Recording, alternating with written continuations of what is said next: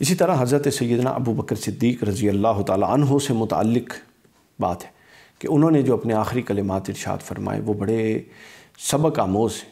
آپ دیکھیں یہ جتنے بڑے لوگ تھے، یہ زندگی میں بھی بڑے تھے، آخری لمحات میں بھی بڑے تھے، اور اللہ کے حضور بھی یہ بڑے مقام و مرتبے کے ساتھ گئے۔ حضرت ابو بکر صدیق رضی اللہ تعالیٰ عنہ فرماتے ہیں، سے روایت ہے، حضرت عائشہ فرماتی ہیں، صدیقہ رضی اللہ عنہ فرماتی ہیں کہ جب حضرت ابو بکر صدیق کی طبیعت پر بوجھ زیادہ ہوا، آخری ایام تھے،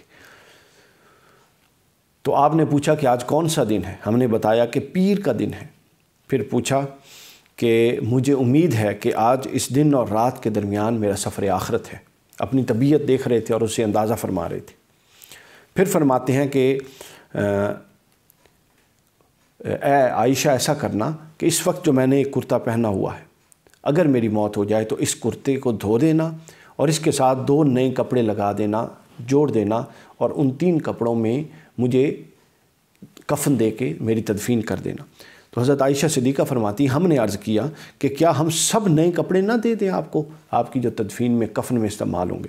تو کیا حضرت ابوبکر صدیق نے ارشاد فرمایا؟ فرماتے ہیں نہیں، چونکہ ان نئے کپڑوں کا زندہ زیادہ حقدار ہے۔ تو میری اس بات کو آپ نے کسی فقہی مسئلے کے طور پہ ہرگز نہیں لینا۔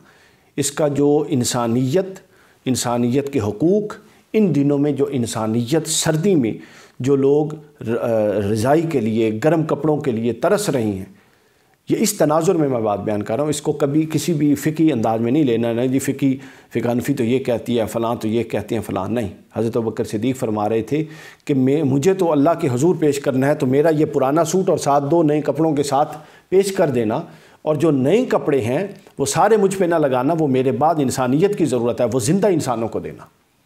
ہمیں اس سبق کو آج اپنانے کی ضرورت ہے۔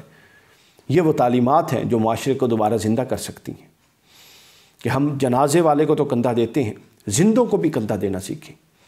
اپنے آپ کو ایکسپلور کریں، تھوڑا اپنے ظرف کو وسیع کریں، تھوڑا لوگوں کو اپریشیٹ کریں، تھوڑا لوگوں کے ساتھ وسعت قلبی سے ملیں۔ کہیں کسی کی تعریف بنتی ہے تو کر دیں، تنقید اگر کرنی ہے تو بے نفسی کے ساتھ تنقید کریں، تاکہ صرف اصولی بات پر تنقید ہو۔